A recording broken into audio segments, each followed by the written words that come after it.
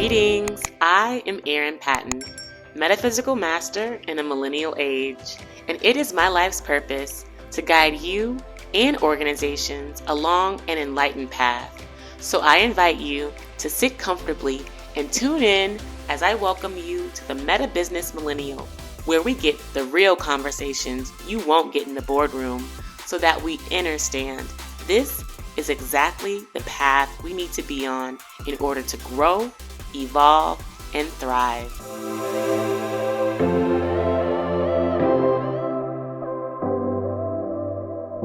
Greetings, I am Erin Patton, also known as Master L, and welcome to the Meta Business Millennial Podcast. I am honored to be joined here today with our guest hailing all the way from Canada, Miss Janessa Talman, who is an intuitive astrologer and also a holistic healing practitioner. And I mean, most of us are doing the holistic healing work on this podcast, but the astrology aspect is still so fresh, so new, and so intriguing for me. So this is really fun to have this opportunity to talk to you. So welcome to the show. Thank you so much for inviting me here, Erin. Really looking forward to this conversation. I've listened to a handful of episodes on your show since I found it and since we originally got in contact. And I must say that I'm definitely a consumer of the conversations that you're having. So I'm super thrilled to be able to actually be on the other side of it now and contribute to the conversation. Yes, I did not even know that. Thank you so much for sharing that, because I definitely see this as my gift to myself as well as my gift to humanity, because I get to talk to so many people around the world who are really committed to lifting collective consciousness, to healing themselves, to healing other people, and finding the best ways to share that. And so let's get it in. Let's talk about it. So for you to have come through with your gifts as an astrologer, I mean, this definitely took work. And we don't have to go all the way back to the beginning, but I would love to know a little bit about your journey to really embodying this intuitive astrology template, if you will, for yourself. Yeah, you bet. I'll do my best to give you just the short version of it, because it's such a long version. But I think in a way, there's a part of me and my journey that really isn't that unique. It's kind of something that can be really seen and felt with a lot of women, not just women, but I think that there is just this big movement and this really big conversation around the female, feminine energy. It's kind of like a very feminine great awakening kind of energy out there. And I think that we're all a part of it. And I don't think that men and masculine, I don't think that they're excluded from it, but I think it's just a slightly different flavor of conversation. So I really don't see myself as like something super special or unique as far as where I was, what my journey was that led to now, and like who I am now. I think we're all contributing to this increase of consciousness and this conscious level of awareness and living. But to sort of give you a little bit of a timeline, it's been about an 8-year journey for me, where I would say 8 years ago, I was living like most people have been living their life for decades, which is, without a whole lot of thought, really.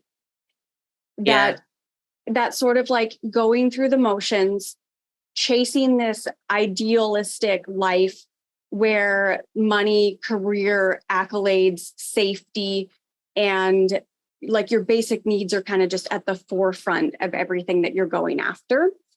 And I did what most people do, which is, you kind of just jump into the avenues of life. And as you start navigating those areas of your life, for me, it was parenthood and raising children while going to school, trying to better myself, pursuing a career that was going to give me that level of achievement or success, or what I thought was going to be a point where I would be able to breathe and not feel stressed out anymore, kind of thing. And for me, that looked like chasing a few different careers over the course of the first 4 or 5 years of my daughter's life. And I kind of very slowly started to recognize and see things within myself that were very obvious and very different from the people that I was associating with on a daily basis. So I started to feel isolated in that world, started to feel different, really started to question my ideals, what I wanted, why I was here. Do I even want to be like these people who I'm trying to model myself after? Like, really had to start asking myself those questions. Yeah. And for me, like, I didn't have some major awakening necessarily. It was like just an unfolding of events over a long period of time, where one question that I had led to me searching for an answer, which brought me to a body of work or a new idea, which led to me, exploring that idea, opening my mind a little bit, seeing the changes within myself. And then that kind of perpetuating circle of just like, I've got a question, I need to find an answer. I feel better about this. And it was like that breadcrumb journey where it was one tiny little piece of information for me. And that led me to entrepreneurship that allowed me to get out of the more conventional like business success structures in the corporate world. And I found a love for just kind of designing my own life. And my first introduction to that was through a network marketing company, which I know it has like very positive things about it, also some negative things about it. And you're never going to get a group of people to agree on the business model or the industry or anything like that. And it is what it is. But for me, that was a very catalyzing point in my life for me understanding and being introduced to the idea of self-sovereignty, and not just from a financial sense, but being able to like learn skills and teach myself things and work through adversity and be able to kind of figure out the type of person that I wanted to be while dealing with so many different people. So I learned a really, really good set of skills through that. And I also found a lot of success. So that financial I wouldn't say freedom necessarily, but like that financial level of like breathing room allowed me, it kind of allowed me to step away from the survivalistic lifestyle that I had been living.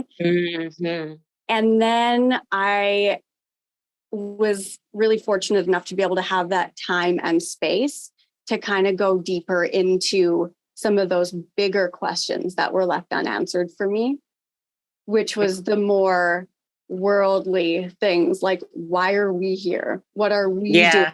So my life prior to that was all about like me and I.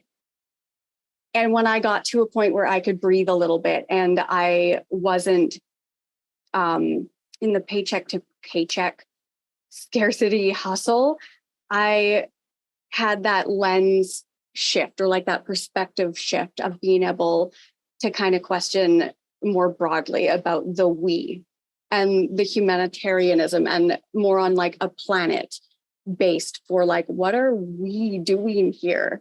And that led me to having the opportunity to learn from a couple of different spiritual teachers and mentors over the years. And then that kicked off my just my new love for helping people in a different way, which was healing from within and tapping into the energetics of the universe to find wellness and really remember who we are and allow ourselves to step back into the natural power and to really take back that voice for ourselves and just that whole individualized like personal development empowerment paired with holistic healing and energy work.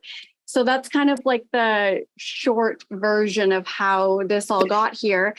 And astrology is actually one of the more recent things that fell into my lap. It's only just been in the last couple of years that it's even been in my awareness. And the reason that I call myself an intuitive astrologer, there's two reasons for that. The first reason is because I am an intuitive and a practicing psychic medium. And part of the healing work that I do with people is being able to read what is physically, emotionally, and spiritually going on within their physical bodies and their energy bodies, and bring to light information out of the world of energetics, like through those intuitive skills. The astrology piece there is also, when I discovered astrology, it was like a lost body of work inside of me had been kind of brought up to the forefront of my mind. And I had just been able to remember this information. So I did, right? It was so cool. It was like, for me, it was almost like all of the questions that I had been asking up until this point were kind of leading me there. And this feeling of like elusive answers out there, somewhere lost up in the ethers, was actually this language of astrology that hadn't been able to come online again yet. And when I discovered it, there was sort of a shift that happened where I no longer felt like I needed to pursue all of the answers. Like there wasn't this missing piece of me out there that I had to continue to keep searching for. It was like I had found it. And I ended up, going through the process of actually, taking the courses and becoming certified as an astrologer. I kind of did that more on principle, and also just because like a pure love and interest for it. But every single class, it was like I already knew the information anytime it was being taught to me. So the intuitive astrology part for that is most of my work as an astrologer is intuitively channeled. And when I work with clients, it's also intuitively led using the other gifts that I have through psychic mediumship. So. Okay. That was kind of a lot, but there was so much there that resonated with me. First of all, your story alone is like spot on in alignment with very, very much my own. Like I always talk about my journey, and it's been about 8 years since I've also been very intentionally what I call healing. Unlike you, I've had a series of traumatic events that like woke me up, like that shook me awake. Including losing my father and having my mom struggle with dementia, losing a dear friend of mine, among so many other familial, like dramatic situations that I've had to deal with and continue to deal with to this day. And I like to say that those experiences for me were like the breadcrumbs that started to expand my awareness, because I needed that. My soul likely would still be a thoughtless zombie, if I were not having these very painful experiences so that I could feel enough to wake up. So I love that you talk about, that for you in terms of just having these breadcrumbs that just really, and the network marketing, that was also a journey for mine too. I started doing that a few years ago with all the, like you said, the pros and the cons and the judgments and maybe the praises that come with it. However, it did start to, for me, I say hone my sales skills, because I was always such a fearful salesperson, even though I had my own hair products. That was the hardest part about it, was actually trying to go out and sell them. And then also the sovereignty piece, knowing that this is mine and mine alone, and I have to steward this. And I think for a lot of folks that are listening to this, that are interested in business, that are interested in maybe network marketing organizations, or maybe have criticisms or entrepreneurship in general, that it's the sovereignty piece that really enables us to live in our divinity as well as do the work, which I feel like is even more challenging in a corporate space. And so, I don't know if you had something to say about that. Oh, I have tons to say, but I don't think we have time for that today. Yeah. Maybe another conversation in the future or something like that. Yeah, but that's exactly what it is I think when people get a little taste of what it feels like to be able to own your time, and unfortunately, like money and time, you can't have one without the other. Like you're sacrificing one for the other.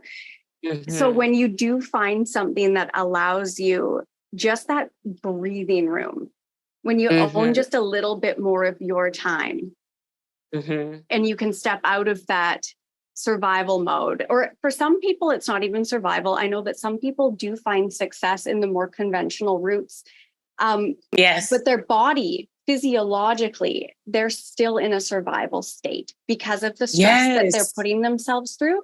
So it might not even be a basic needs, like a necessity survival mode, but they're still in survival mode. And that does not allow the higher conscious part of your brain to come online. You're in the default mode.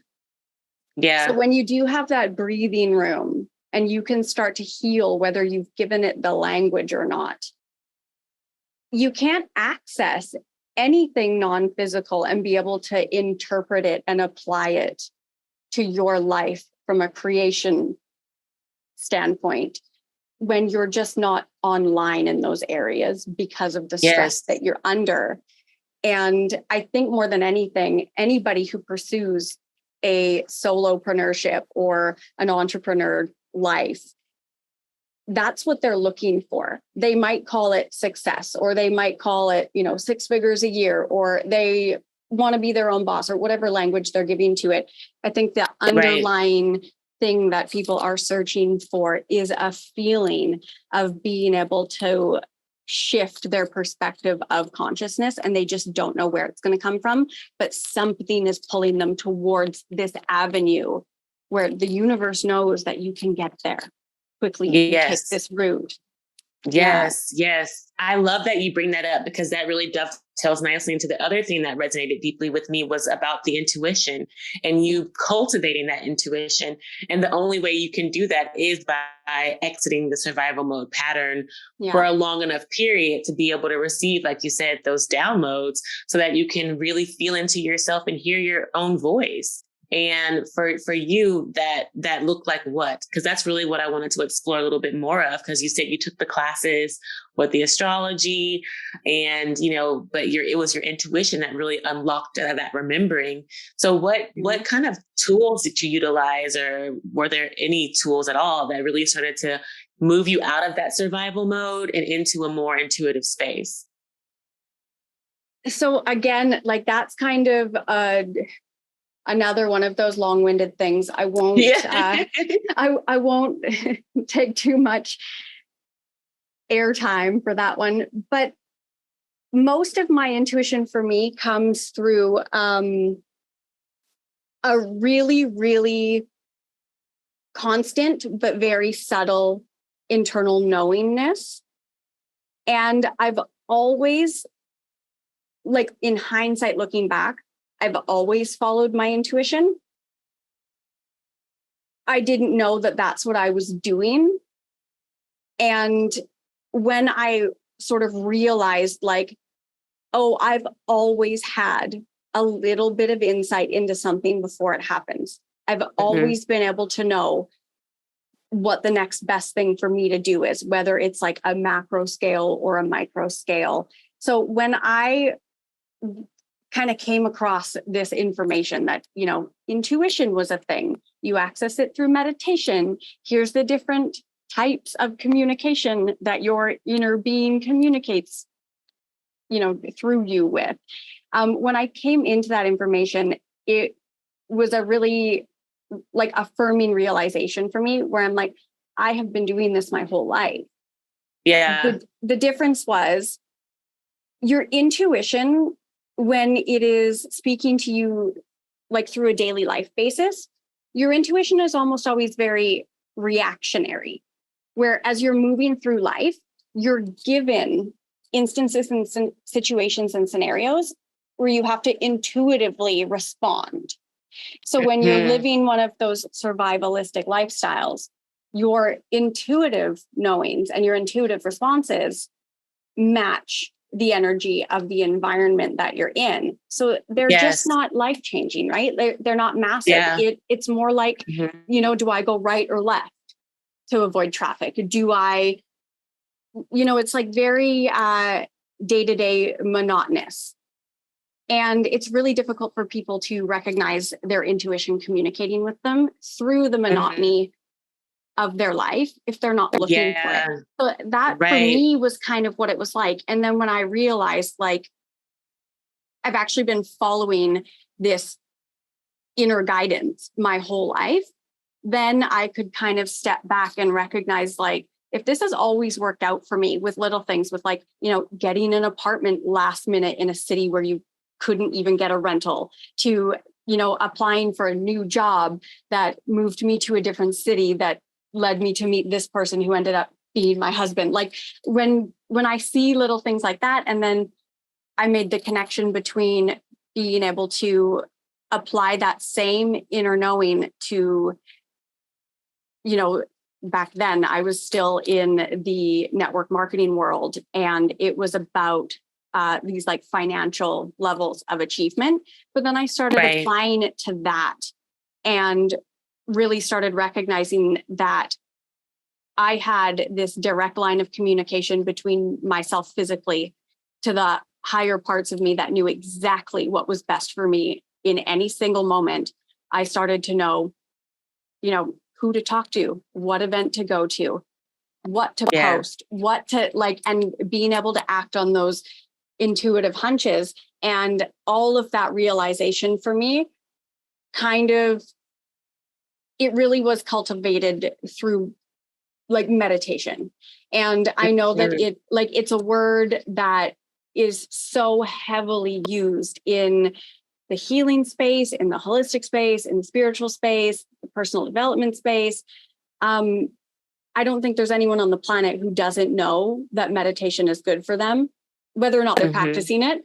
But it's no longer this, really obscure niche thing that only weird people do.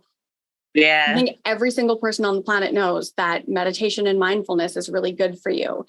But I think because there's so many industries and avenues that are trying to drive this fact home, it's now fallen on deaf ears almost. So I'm kind of on team like, can we really start talking about why meditation is good for you? But meditation for me was like kind of, it's the on switch for my intuitive communication. So that was like the only tool back then that I was using to actually access it.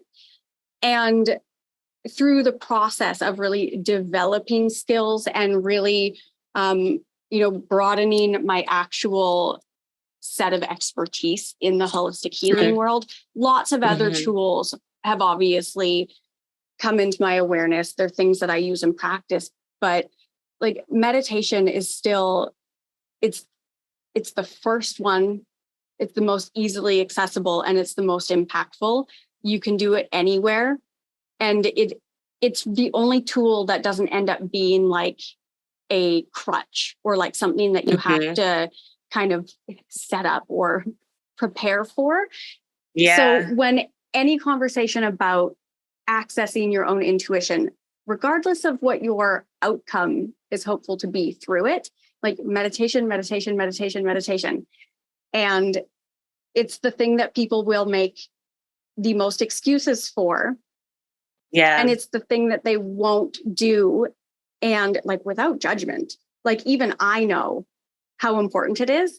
And when my ego brain comes online, it will feed me every excuse it possibly can so that I won't go into a meditation, because when you meditate and your higher mind comes online, that is the death of the ego, which is your lower mind. And it knows that. So every single time you should meditate or you want to get into it, there's that little gremlin, your best friend, your ego, who's sitting there in your brain going, you don't have time for that. And it's the most important thing that you could possibly do, because it is your direct line to your vision. I love that so much. Thank you for lifting that up for me personally, and also for our listeners, because you're absolutely right. There's going to always be excuses to not tap into yourself, but it's in that tapping in that you get the access that you need to get to that next level of your journey. Yeah. And so for all of those that are feeling stuck or feeling like you haven't necessarily made that, transition, then let's just get back to the basics. Like, it's really very simple, just like sitting or lying down comfortably and breathing and staying awake, like as best as you can. And it's really that simple. And I want to know a little bit more about how you started to actualize your business, because in the Meta Business Millennial podcast, we always want to get into the business of our guests and how they started to really gain clients, build your foundation for your business. Being an astrologer to me feels different than, like a transformation coach or something that feels much more direct in terms of how it could provide value for the person. I would really love to understand how you start to integrate this into a business and how you are even able to support people in their own businesses with astrology. So I started my own coaching business in the nutritional space about 6 years ago. So my introduction to network marketing was with a nutritional product line. Did that for a couple of years, just very product and brand forward, and got to that point of my own development where I decided I wanted to be able to offer more than just what a company was providing me. So I went through the steps of becoming certified in holistic nutrition, and I started nutrition coaching online. And I had that company up until less than a year ago. It's actually only been 10 months now that I actually made the full transition from a holistic lifestyle coach to an actual spiritual coach and intuitive astrologer. So there was a little bit of a transition there, but I had a solid 5-year foundation of a client base that I had been building as an online nutrition coach. And of course, through the pandemic,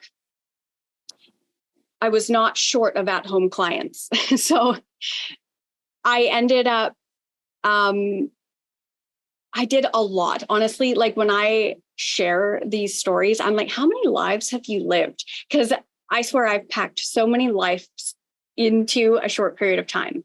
But I went to school and I got the digital marketing degree. I have done all of the digital advertising courses and programs. I spent a year doing freelance online marketing work for other people just to get really familiar and good at the, marketing, content creation, copywriting. Like, I really threw myself into the roles that I would need to have a well-functioning business. And I ended up just deciding last year that I didn't love the conversations around nutrition anymore as much as I was loving the conversations around the mindset and the healing and the spiritual work and the energetic manipulation of people's lives. And those conversations were mostly being had with their nutrition-based goals in mind. But I just realized over the course of probably a couple of years, recognizing that it didn't matter what it was that my clients wanted, whether it was more energy or weight loss, or they actually were encountering food allergies. Like, it didn't matter what it was. There was always this core fundamental element of their belief system, their disconnection with their physical selves, a lack of faith-based knowledge, whether or not they were religious, because I noticed that even people who had a very strong religious background still really lacked like the true spiritual faith behind it. So I just started to notice that like there was this major disconnect there. And I really fell in love with those conversations with people as a coach. And it was just the fall of last year, so September of 2022, where I finally dropped the nutrition piece and I rebranded everything and kind of came out of the spiritual closet and really started to just get myself out there and market myself as an intuitive coach. And it kind of took, a few different iterations of that for me to land on like the titles and the clients that I actually served that like felt in alignment and comfortable. But it was mostly just in like intuitive lifestyle coaching that I was doing. And I just at this point had so much experience, like my interpersonal one-on-one connectivity skills through my network marketing background, my ability to actually sell something, my experience and the training and skills that I had acquired in digital marketing itself and in like business fundamentals, like everything was able to come online for me when I decided to just go ahead and do this. And it's not that I didn't have success before that. I think that it was just like one of those divine timing things where it was like, okay, now I understand why I did all of these things. And when I chose to just go ahead and make that switch in my business, my foundations were all in place. So to kind of like give an actual answer to your question there, for me, there's a great background, right? For me, there's a theme in my life. I don't know if you're picking up on it, but I like to take the breadcrumb route, which is kind of like the long trail around, where I just wander around and I pick up and gather information and I put it in my little basket. And eventually I know it'll be there when I need it. And it's kind of building up to something. That's not everybody's style. And I don't know if that method necessarily works for everyone in business, but I know for me, because that's the way that I kind of go through life. When you hear those like the business advice and the actual guidance that you get from coaches and entrepreneurs in the business world is about that long-term goal. And it's about the baby steps and you're building your foundation. And there's always short-term goals and then there's long-term goals. Yes. It is actually so true, where you could have all of the training and know exactly how to build a business, how to set up your funnels, how to be able to communicate, whether you like one-on-one, whether it's group, is it in person, is it online? Like you might know all of that technically, but you actually don't know what your business can look like until you just get in it and start doing it. And for me, like all of the success I've ever had has come from me just jumping in and figuring it out as I go and going, I don't like this, remove it. I really like this, I'll do more of it. And I know that's the most frustrating answer, because like entrepreneurs, they're very ambitious and they have high expectations for themselves and they've got big goals and big dreams and they just want to know how to get there, right? Like I'm here and I want to be there. How do I get there? And to be totally honest, I'm not the best person to answer that for you, because I don't think that I'm there yet, but like, I'll show you what to do while we go that way, where it really is just like you have to go get messy and you have to just get in your business and start working your business, and you just work out the kinks.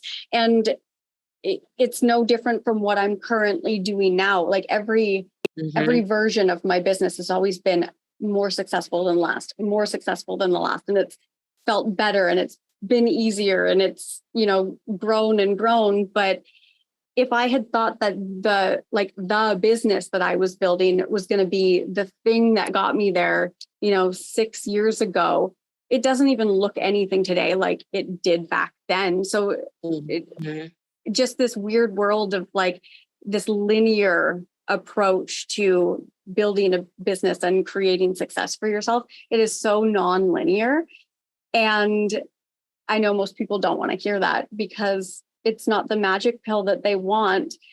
And, I chased the magic pill. It's the big, long journey that I went on, right? And turns out that there actually isn't some direct line to the top. I love it. And I love the honesty, and I love the realness of what you just shared, because there can be nothing more truth than what you just shared, because I've talked about this with other guests and I want to reiterate it with you. And you've also just lifted it up so beautifully, is just that it's nonlinear, and we have to just pick up the breadcrumbs day by day and trust that wherever we're being guided is a direction that's going to get us to that quote unquote their place. Yes. And this couldn't be harder for the typical business person to receive. Like, this is a very hard truth because of how we've been programmed and conditioned and how we have to get there. It's a rat race. It's a race. We have competitors. People, if we look in the market, people are doing what we're doing already. How do we get there, faster than they do, bigger than they do? And fundamentally, that's a flawed way of existing. Yet it's been essentially the modus operandi since as far as we've known in business. So how do we move away from what we've been, programmed to do to a method of being, a process that's in complete opposition to that, where we move slow and it takes 2 years to even determine like what our business really is like. Yeah. And that actually feels spot on. I've been doing this now for 2.5 years. And I can honestly say, like, I have now the proper business name for my business. It used to be called Aaron Patton and Associates. Now it's the Meta Business World. Okay. That makes much more sense for what I'm doing. Yeah. And now I'm able to start hiring and going out to clients. I've been having offerings for these years, but now I actually have the foundation to really scale it. And it took me 2 years to get there. So I 100% align with a lot of what you shared. And I know that it's going to feel weird or feel, kind of icky for people to receive, but it is the truth. We have to understand and understand that this journey is one that we are pacing ourselves on, making sure we're receiving the right insights. Actually, my mentor calls it process goal alignment. So we have our goal of where we want to be, that their place, but what's the process actually of getting there? And it takes a lot of steps to get to where we want to be. And are you getting there in alignment? Because what I figured out for myself, of course, the hard way, the way I like to do it. Yeah. When I'm struggling with something, like when it's hard and when it's difficult, and when I start feeling negatively about it, it's out of alignment for me. That isn't my fast path to get there. So I've done things where, like, oh, this program sounds like it's going to be perfect for me. It's going to teach me how to do, a three-step sales funnel. And I'm like, this is so great. And I can't get these stupid things to communicate. And my email's not going. And once it gets to a point where I'm like, can't possibly be this hard. Everyone else says it's super simple. Why is it so hard for me? Because that is not for me. And then it's like, the longer you hold on to those little things, the further and further and further away in the distance that finish line is becoming. Yeah, that part. And there's also like, there's two parts to that point too, though, because you don't grow in your comfort zone. So it's like, how do you know when something is frustrating because it's new and it's worth moving through the challenge? Or how do you know when it is a roadblock that you continue to just bash your head on? Your intuition. In those moments, if you're not accessing your intuition, how do you know if you persevere, or how do you know if you abandon and just move on? And if you're not doing the things that are continually bringing you back into alignment with not your goals on your vision board, bringing you back into alignment with what your soul, your inner being, your higher self is really calling you towards. You could be bashing your head against this same wall for a year, wondering why you're not making any progress. But that wall is there for a reason. Like, it is stopping you for a reason, and you're not listening.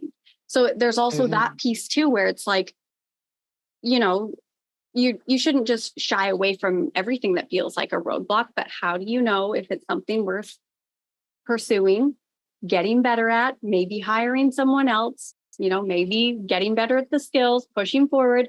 And how do you know when, like, this is just not a lasting piece of your business anyway, move on? Yeah. You have to meditate.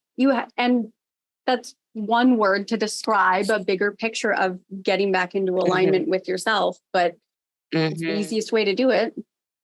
I love that you say that. And I feel like this can be a nice kind of segue into, you know, our kind of closing conversation around your forecast for when you're in alignment, when you are, when you are meditating. And this is something that I feel like, you know, we all have this ability, like you said, of remembering who we are and what we can bring forth in terms of our gifts to this world. You know, what are you sensing, maybe from an astrological perspective or any other perspective in this season, as we kind of prepare ourselves? Well, that's probably the most loaded question of the day. Yeah. So from an astrological perspective, what I think most people are super unaware of is that astrology itself is very elemental in nature, where most people perceive it, or they assume, you know, astrology it's the philosophy of the astronomy of the planets in our solar system, basically. But on a much more like applied practical level, it's very elemental. So it doesn't matter if it's like the zodiac representation or the planetary representation or the house representation in your own personal life. And I know these terms might already be going like way over some people's head, but but all of them fall into one of four categories, and it's the four elements. It's air, water, earth, and fire. And what I call your cosmic contract is your blueprint of your elemental breakdown and your energy composition. And it's kind of like it's your own inner constitution. Okay. So some people are very earth, or they're very fire, or they're very air, or they're very water. Some people might have two that are very prominent, and then the other two are a little bit less. And sometimes people are a nice, like, even blended balance of them all. But in the business world, when you kind of alluded to it earlier about, you know, coming from this place that has sort of been the norm for the better part of the last couple hundred years, which is that very masculine, heavy, success, egocentric industry kind of thing, where it really is just like the go, take, conquer energy. That's very masculine. That's also very earth and fire a little bit. So some people really thrive in that kind of environment. And other people who are a little bit more, like, I fall into this camp, which is a little bit more feminine energy, where I kind of want to just be able to do what I feel like doing when I have the inspiration. There's a lot of air and a lot of water that goes into that. So it's understanding your elemental constitution. Now with astrology, just based on your time and place of birth alone, we can get your astrological map created. And in that is your cosmic contract. And it will show you what your elemental constitution breakdown is. So if you are someone who has a lot of earth, the current masculine structure of the like very linear Monday to Friday month, like first of the month to month end, those quarterly reports, the end of year, like those types of projections are probably in your wheelhouse and natural skills that you have. If you have a high fire constitution or you have a solid amount of fire mixed in with you, you're probably someone who's okay being front and center, on screen, on camera, being the face, also selling and going after these acquisitions. That's very fire. And if you don't have a lot of fire, that's going to feel very challenging for you. And now air is your rapid, quick thinking. It's your kind of like the inventors of the world. Some people have so much air that they can't settle on a business idea or a niche because they have a new marketable idea every minute. And it's like, I could do this. I could be this. I want to do this. I want to. And it's like they almost can't kind of come down from the clouds a little bit because their brain is so fast. And it kind of like all that air just kind of draws them upwards into the clouds. Not in a bad way. Like your brain is just so rapid fire.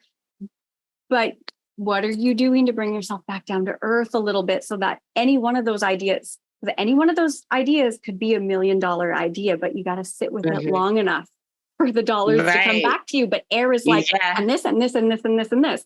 And then the water element is the very intuitive, emotionally led, emotionally responded, empathic type person. And those people, they have more of these like cyclical waves in life. So their business is going to match that as well too. So if they've got a very high water composition, but they're trying to live in a very earthly, masculine, linear structure, there's no room for their ebbs and flows because Monday to Friday doesn't care if you're on this more cyclical nature, and water people move with the moon cycle more heavily than the other elemental people, quote unquote. So they're going to have a more like a 4-week projection of, you know, really pushing and then really coming down and allowing kind of thing. So from an astrological perspective, on the most, you know, the quickest surface level way of tying astrology into business, first and foremost, if you don't know what your elemental constitution is, you cannot possibly hope to build a business that is a mirror of and a good carbon copy of who you are as an individual.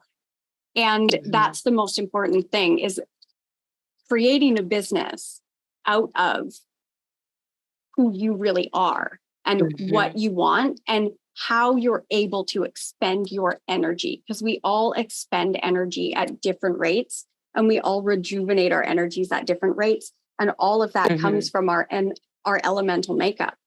So if you're trying to model your business off of this coach over here who tells you this is how they do it, but that person has so much fire that they're just like sales call, sales call, sales call, sales call, sales call. And you've got water, it's not going to work for you.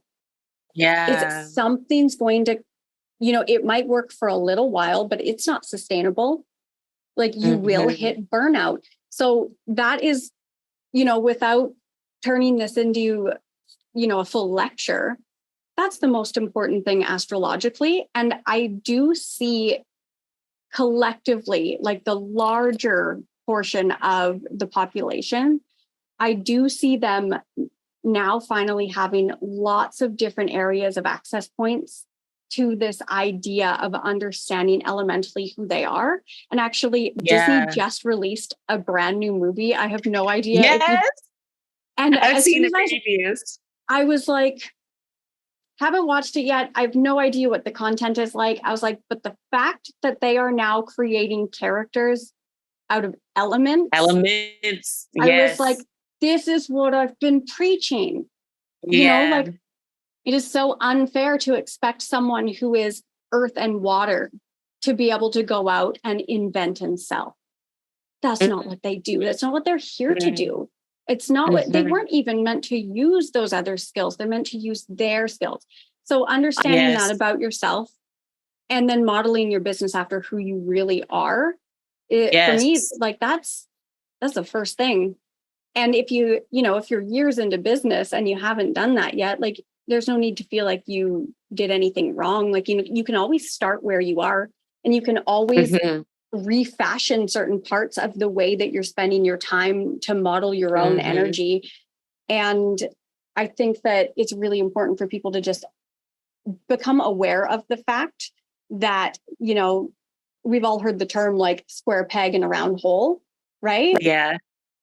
But like if you're trying to cram water into, you know, a bucket of earth, it's going to get really soggy in there really quick. Like, so when you think of the types of energies that you're trying to force into other types of energy structures, and you're wondering why it feels so uncomfortable, like chances are like you are so far out of your element that it's not working for you. So you've got to find a way to get into your element, which is, you know, in business terms, your zone of genius. Yeah. What's aligned for you? It's really being in your element. And if you don't know your element, how do you know where your element is? Yeah. That is so beautiful. I mean, there's so much of that resonates with me, because I'm always saying like, know who the fuck you are. Like, that's like my motto. Like, and to know who you are can come in so many different forms. And for you, this elemental aspect is really awakening for me as well, because I mean, I know my sign, I understand my astrological chart, but I definitely don't dig into it as much as I should, or I could. And for those that are listening, this could be a huge awakening for them to really start to dig in more deeply into how they can structure not only their business, but their lives around what are my elements, how they can attract partners who are friends or family members, engaging with family members around how can I make sure that we're complementing each other and how we work together and what we're doing. So I mean, that is so beautiful. And we're kind of already come up on our time here. So I just wanted to give you some space to just share a little bit more about how our listeners and viewers can stay in touch with you and any other kind of offerings you may have that are kind of new or fresh for them at this time. Yeah, I'd love to. And thank you so much for that opportunity. Yes, of course. So you can actually find me on Facebook or Instagram. Those are the only two places that I hang out on social media. My name's Janessa Talman, but that is not where you can find me. My company is called The Energy Hub, and it's spelt TheNRGHUB. And the energy is an acronym, and NRG stands for neurological retrograde. And it's what I call the art of forgetting what we thought we knew. Yeah. And you can find me on Facebook and Instagram using the exact same name. And it's also my website. It's just theenergyhub.com. And then my podcast is the Energy Hub Podcast. And those are the only 4 places, because as soon as I start having more names, more logins, more passwords I have to remember, it becomes too complicated for me. So it's the easiest way for me to show up in those places, and it's the easiest way for anyone to find me. And from there, you'll be able to find and see anything that I've got available and offering. But I have a range of what I do. I have service-based offers where I actually help people heal, like actual energy healing work and psychic mediumship work and astrology readings. And then I've got my coaching platforms as well too, which is the Mystical Me platform. And I've got 3 different tiers. And there's an entry-level tier where it's just $33 a month. It's a subscription-based group coaching program for intuitive development and spiritual expansion. And then there's a midway group coaching program where it's just the mystical me, and we just do it quarterly and it's a small group. And then there's the one-on-one where it's like a complete lifestyle overhaul. And it's like, I take everything I've learned to date and I download it into you, and we can just model your life after the mystical version of yourself, kind of thing. And that's what I've got going on these days. So totally appreciate the chance to share all of that. I know it's a lot. That was beautiful. And I just want to thank you again for your time and your sharing and your insights and your wisdom. This concludes, you guys, our episode of the Meta Business Millennial Podcast. Check out our next episode. And until then, much love and light to you all. Peace. Did you really love this episode of the Meta Business Millennial Podcast? Well, I am honored, and I appreciate you subscribing, leaving a review, and sharing it with your friends. In the meantime, stay bright, my friends. Much love and light. Peace.